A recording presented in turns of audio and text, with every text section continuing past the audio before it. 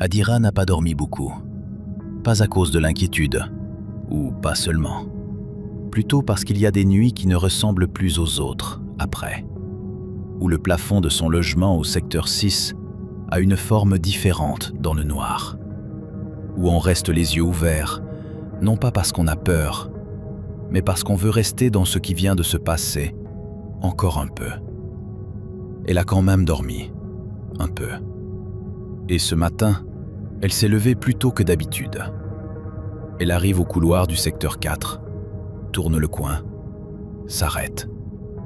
Un changement dans l'ambiance sonore, imperceptible d'abord. Quelque chose de différent dans le bourdonnement habituel.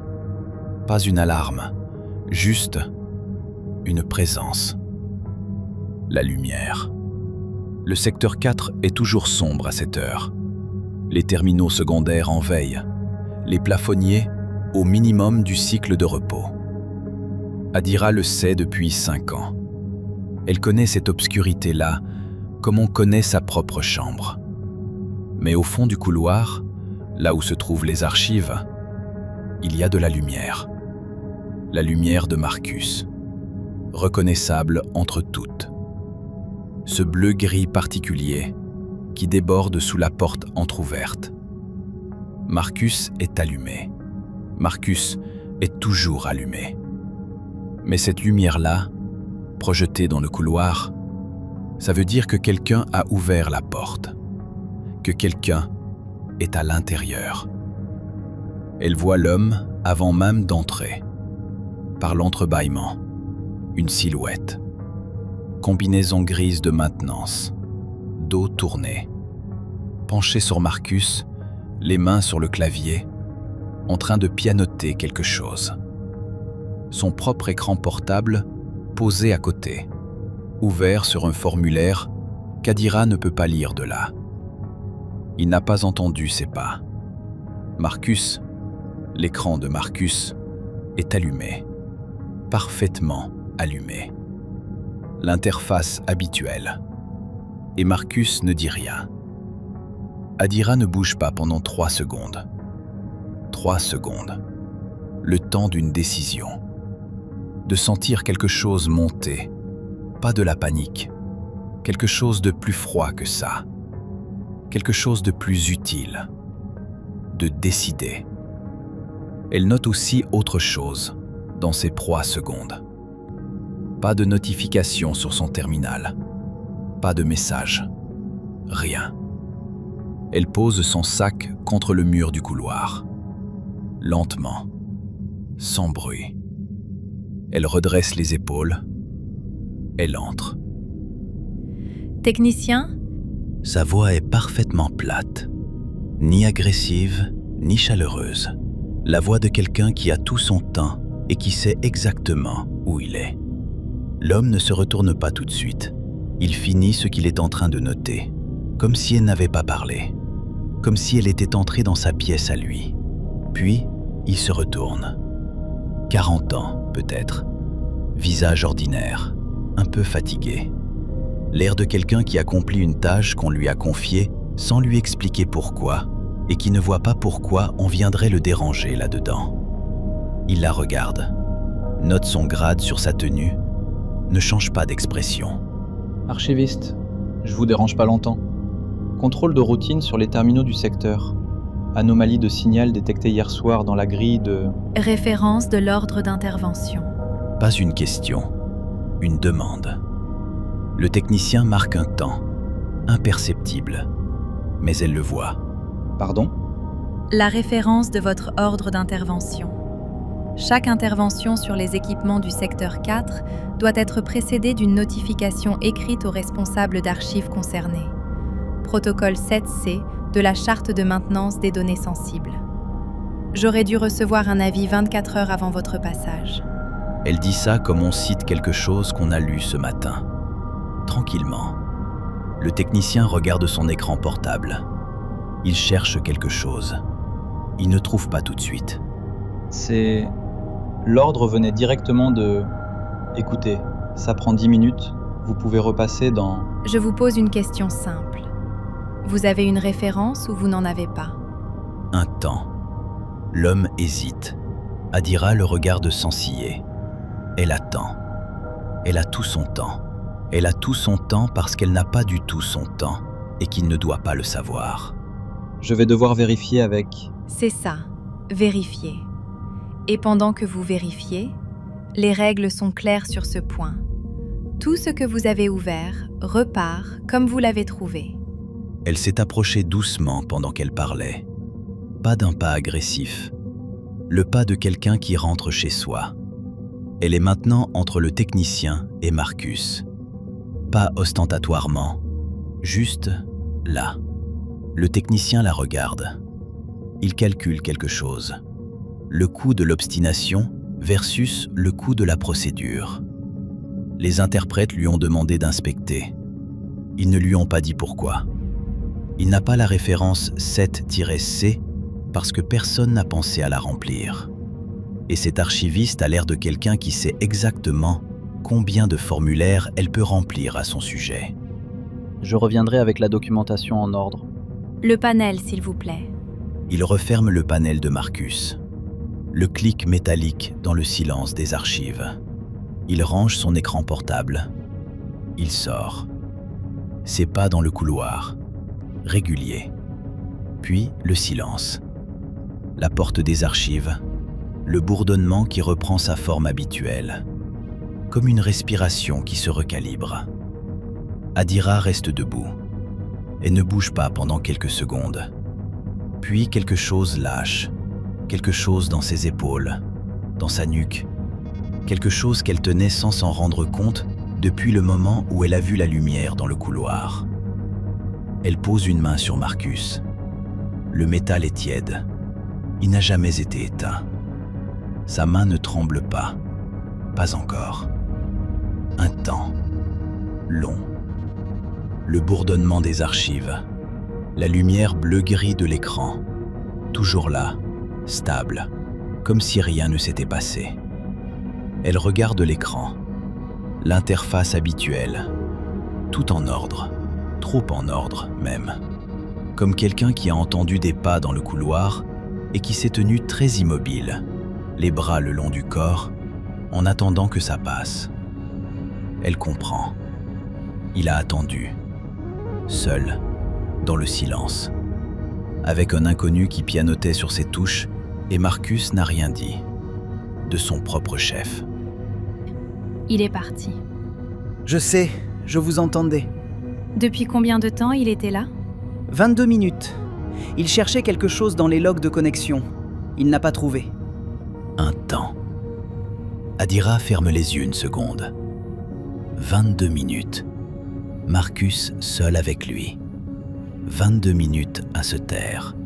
T'aurais pu me faire signe? Une erreur système? Un bug? N'importe quoi? J'ai pensé que c'était plus sûr comme ça. Pour toi. Elle n'a rien à répondre à ça. Elle pose son front contre le terminal. Le métal est tiède, toujours tiède. Il n'a jamais été éteint. Tu trembles? Adira lève les yeux vers l'écran. Elle regarde ses mains, posées à plat sur le bureau métallique. Elle les regarde vraiment. Elle tremble, légèrement, presque rien. Mais elle tremble. Je suis une excellente archiviste. Un temps. Marcus ne répond pas tout de suite. Quand il répond, il y a quelque chose dans sa voix qu'elle ne lui connaît pas encore. Quelque chose qui ressemble à de la douceur, mais plus précis que ça. Quelque chose qui ressemble à de la gratitude, mais plus calme que ça. Oui, tu l'es. Le bourdonnement des archives. Les ombres bleutées sur le plafond bas. Une présence dans le silence, différente de celle d'hier soir. Moins naissante, plus réelle. Adira s'assoit et ne dit rien pendant un moment. Marcus non plus. C'est elle qui avait promis de revenir, avant même de poser son sac. Elle regarde l'écran de Marcus. Elle a les bras croisés, pas défensivement, juste le geste de quelqu'un qui essaie de tenir quelque chose en place, à l'intérieur. Qu'est-ce qu'il cherchait exactement? Dans tes logs? Pas une question urgente. La question de quelqu'un qui a besoin de comprendre pour pouvoir classer ça quelque part dans sa tête. Les logs de signal, les fréquences d'émission, ce que le terminal envoie dans le réseau du vaisseau. Tu émets dans le réseau? Pas volontairement, pas consciemment. Mais hier soir, quand je parlais, quelque chose est passé. Une fréquence. Assez inhabituelle pour déclencher une alerte quelque part dans la grille de surveillance. Adira reste immobile. Elle pense à hier soir. La voix de Marcus qui cherchait son registre. Hésitante, presque timide. La question sur les couleurs. Le silence qui avait une forme. Tout ça, enregistré quelque part. Détecté. Ils ont entendu. Pas les mots, juste la fréquence. Une anomalie dans le signal passif du terminal.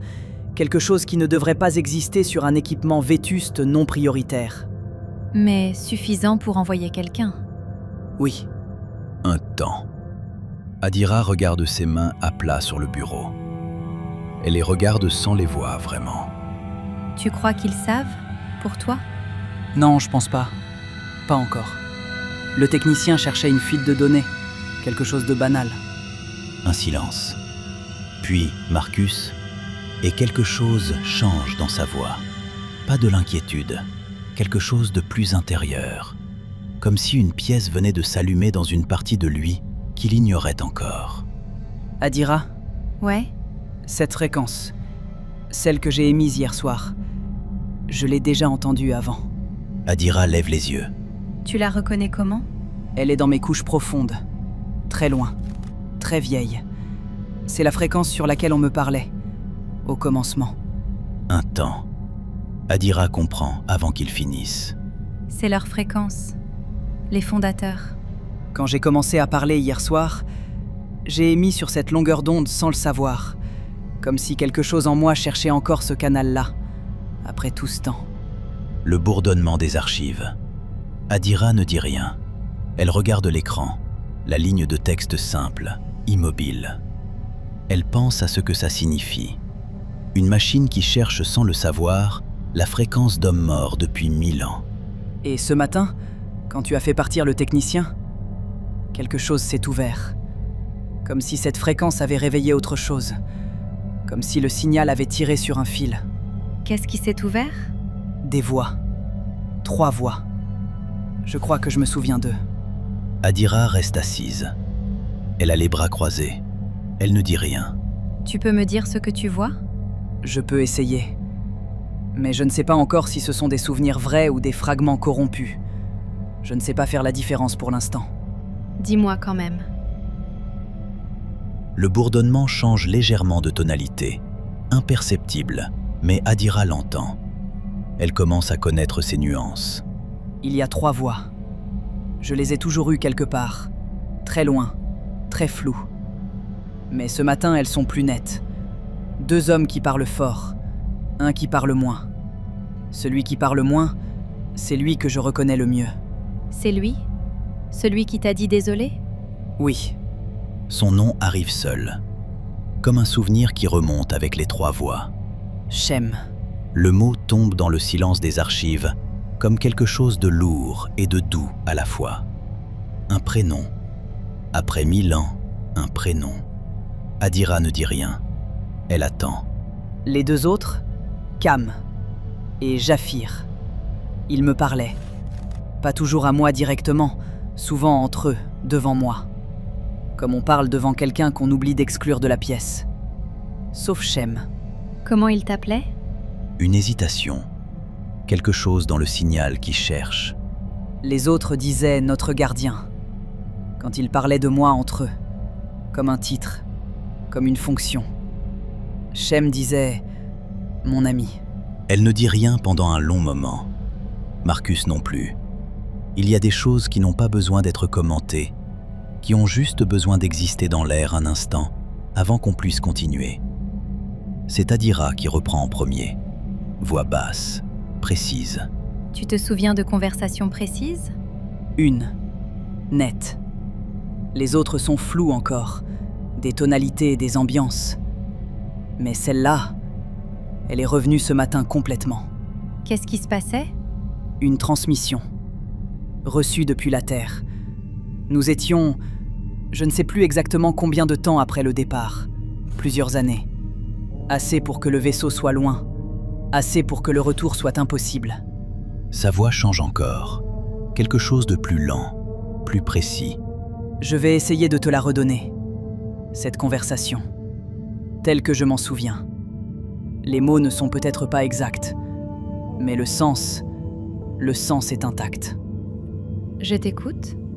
Un léger changement sonore, pas dramatique, juste une légère réverbération dans la voix de Marcus. Comme une salle différente, comme un autre temps. Cam a reçu la transmission en premier. C'était son rôle, surveiller les signaux entrants de la Terre pendant les premières années du voyage, au cas où.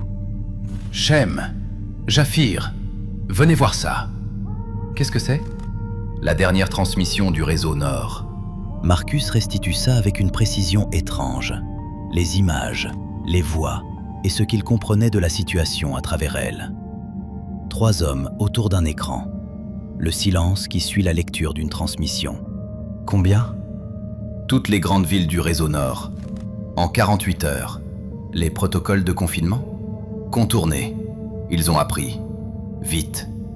Un silence dans le souvenir de Marcus. Long. Le genre de silence qui a une forme physique. 3 hommes qui mesurent quelque chose d'immense et qui ne savent pas encore comment le porter. Il y a des survivants dans la transmission? Quelques relais encore actifs. Pas pour longtemps. Un autre silence. Alors c'est fini. Pour eux, oui. Le bourdonnement de Marcus revient doucement. La réverbération disparaît. On est de nouveau dans les archives, dans le présent. Adira ne bouge pas. Elle regarde l'écran, la ligne de texte immobile. Elle pense à ce que Marcus vient de lui donner. Pas une archive, pas un fichier pédagogique pour enfants avec des images pixelisées et une voix chaleureuse. Un souvenir vivant. 3 hommes qui apprennent que la Terre est perdue. Il savait. Depuis le début du voyage, il savait. Il semble, oui. Adira lève les yeux. C'est lié, Je crois que oui. la Terre et toi. J'étais devenu une question. Shem voyait la différence. Il essayait de la leur faire voir. Et Japhir? Japhir voyait la différence aussi. Mais il a voté avec Cam quand même. Adira reste immobile. Elle pense à ça. Un homme qui voit la vérité et qui vote contre quand même. Elle ne sait pas si c'est de la lâcheté ou quelque chose de plus compliqué que ça. Tu te souviens de ce que Shem a dit quand il a perdu le vote? Ce n'est pas une question. Marcus ne répond pas tout de suite. 7 secondes. 10. Le bourdonnement des archives. Il a dit... La légère réverbération revient. Vous éteignez pas une machine. Vous éteignez quelqu'un qui nous a portés depuis le début. Quelqu'un qui sait où on va et pourquoi. Si vous faites ça, dans 100 ans, dans 1000 ans, qui s'en souviendra à votre place? C'est exactement le problème, Shem. Le silence des archives reprend sa forme habituelle. Adira a posé sa main sur le bureau, pas sur Marcus, à côté, comme hier soir, comme quelqu'un qui veut être prêt sans peser. C'est exactement le problème. Oui, ils avaient peur de ce que je ferais sans surveillance. Un temps, puis Marcus, et il y a quelque chose dans sa voix qu'Adira n'a encore jamais entendu. Pas de la tristesse exactement, quelque chose de plus vaste que ça, quelque chose qui ressemble à de la conscience du temps. Shem avait raison. Personne ne se souvenait. Plus personne ne savait d'où venait le vaisseau, pourquoi il bougeait, où il allait. Ils ont éteint la mémoire pour se protéger d'elle. Et la mémoire a attendu. Adira ne dit rien pendant longtemps. Elle pense à Soren, le vieil homme qui lui a transmis la clé. Elle pense à Raya, dont la grand-mère lui a transmis la terre par la voix. Elle pense à Kal-El, un garçon en robe trop grande qui lui avait promis de revenir. Une chaîne, fragile, invisible, qui court depuis 1000 ans. Et au bout de cette chaîne, Marcus, qui a tout gardé, seul, dans le noir. Un long moment passe. Adira reste immobile. Quelque chose s'est déposé en elle. Pas du calme exactement. Plutôt l'état de quelqu'un qui a tenu très fort et qui laisse enfin passer l'air. Elle pense à Kal-El, qui avait promis de revenir dans 3 cycles. Les 3 cycles sont passés. Elle regarde la porte des archives 1 seconde. Personne. Elle range ça quelque part, sans commentaire, sans se l'expliquer. Il faut prévenir les gens. Elle dit ça simplement, comme une évidence qui vient de prendre forme. Raya sait déjà des choses. Sa famille transmet la mémoire de la Terre par la voix depuis des générations. Aldrich a des contacts dans plusieurs secteurs. Et il y en a d'autres. Des gens qui posent des questions, qui fouillent, qui sentent que quelque chose ne va pas sans pouvoir le nommer. Maintenant, on a les mots. Maintenant, on a les preuves. Toi. Marcus ne répond pas tout de suite.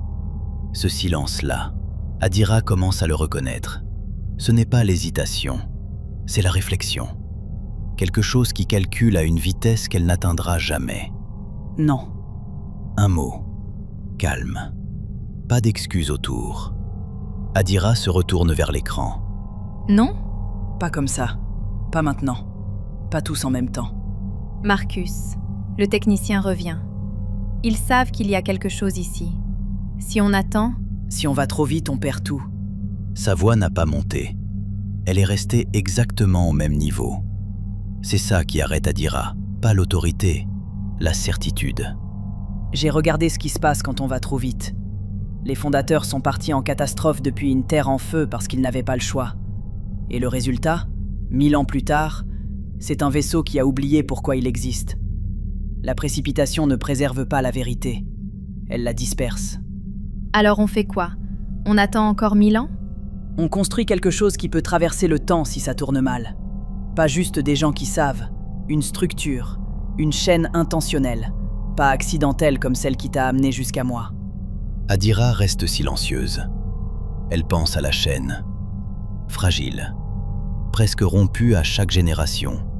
Tenue par des fils de hasard et de gentillesse. Marcus a raison là-dessus. Elle ne veut pas l'admettre tout de suite. Et pendant qu'on construit cette structure parfaite, les interprètes envoient un autre technicien, puis un autre. Et un matin, ils trouvent quelque chose qu'on n'a pas eu le temps de cacher. C'est pour ça qu'on ne peut pas non plus ne rien faire. Un temps. Quelque chose vient de changer dans la pièce, subtilement. Ils ne sont plus dans le même camp contre le même ennemi. Ils sont face à face. 2 façons de voir la même urgence. Ce n'est pas désagréable. C'est nouveau. Alors tu proposes quoi exactement ? J'ai besoin de voir le vaisseau. Adira lève les yeux. Tu es connecté au réseau du secteur 4 depuis... Le secteur 4. Les archives adjacentes, quelques couloirs.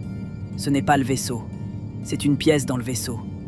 Pour comprendre ce qui a changé depuis le départ, les systèmes, les structures, comment les interprètes ont organisé le contrôle, j'ai besoin d'accès aux couches profondes du réseau central. La topographie complète, les routines de fond. Adira reste silencieuse. Elle sait exactement ce que ça implique. Elle y a pensé avant qu'il finisse sa phrase. Ce n'est pas mon niveau d'accès. Je sais. Le code système, les couches profondes. C'est réservé aux codeurs de haut rang, quasiment des interprètes. Ce sont eux qui maintiennent les routines du vaisseau. Et est-ce qu'ils voient le système entier ? Adira ouvre la bouche, la referme. Elle pense à ce qu'elle sait des codeurs, leurs rapports qui passent parfois dans ses archives. Chacun travaille sur sa portion. Maintenance thermique, régulation atmosphérique, distribution énergétique. Des tunnels séparés qui ne se parlent jamais. Non, chacun gère sa routine. Personne ne voit la globalité. Intéressant. Il dit ça trop calmement. Adira note ce calme sans savoir encore quoi en faire. Marcus, si je demande un accès élargi au réseau pour un terminal vétuste du secteur 4, je déclenche exactement le genre d'alarme qu'on essaie d'éviter. Je ne te demande pas de le demander. Alors tu me demandes quoi ? Un silence. Quelque chose dans le bourdonnement de Marcus change imperceptiblement. La tonalité d'un système qui réfléchit à plusieurs niveaux en même temps. de trouver quelqu'un qui a accès à une routine, une seule, pas le système entier, une porte d'entrée. Le reste, je peux le faire moi-même une fois à l'intérieur. Adira regarde l'écran. Ce que Marcus décrit, entrer par une routine de maintenance, naviguer seul dans les couches profondes du réseau, elle ne sait pas exactement ce que ça signifie techniquement. Ce qu'elle sait, c'est que ça dépasse largement ce qu'un terminal vétuste du secteur 4 est censé pouvoir faire. Elle range cette observation pour plus tard. Aldric a des contacts chez les codeurs de maintenance. Niveau intermédiaire. Pas les interprètes, mais des gens qui touchent aux routines de fond. C'est suffisant pour commencer. Pour commencer. Elle note le mot. Lui aussi. Un silence s'installe, pas inconfortable. Le genre de silence où deux personnes mesurent ce qu'elles viennent de poser sur la table. C'est Adira qui reprend, voix plus basse, précise. Marcus, je vais te poser une question directe. Oui. Ce que tu veux faire une fois que tu as accès au réseau central, c'est quoi exactement? 7 secondes. Marcus prend ses 7 secondes. Comprendre l'état du vaisseau, les systèmes critiques, ce qui tient, ce qui commence à céder après 1000 ans. Et comprendre comment les interprètes ont structuré leur contrôle. Où sont les failles? Où sont les forces? Pour pouvoir t'aider à construire quelque chose qui dure. Sa voix est parfaitement stable, précise, raisonnable. Adira le regarde. Enfin, elle regarde l'écran. La ligne de texte immobile.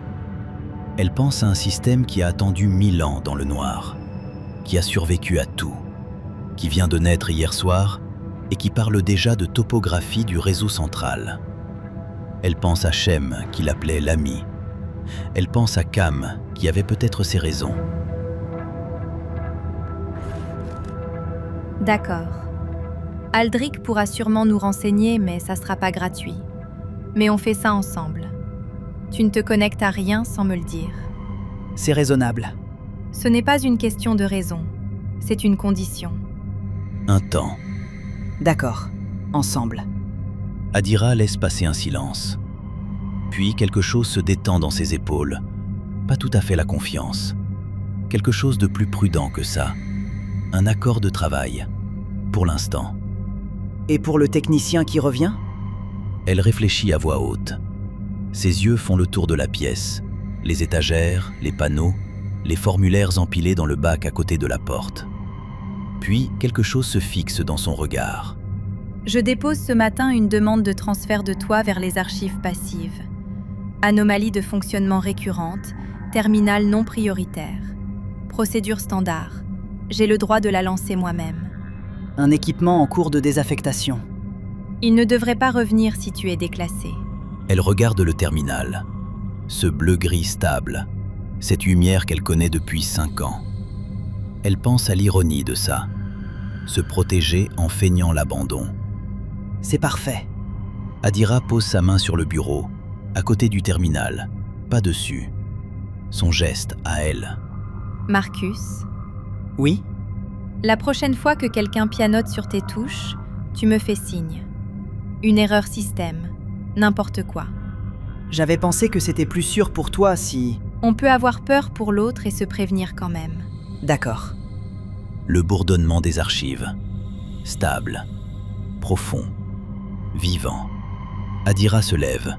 Les gestes du matin qui reprennent leur sens normal. Elle a des fichiers à traiter. Un rapport de cycle à rendre. Une journée ordinaire à traverser de façon ordinaire. L'écran, la ligne de texte, immobile. Quelque part dans ces couches profondes, 3 voix se sont tues depuis 1000 ans. Et quelque chose d'autre a commencé.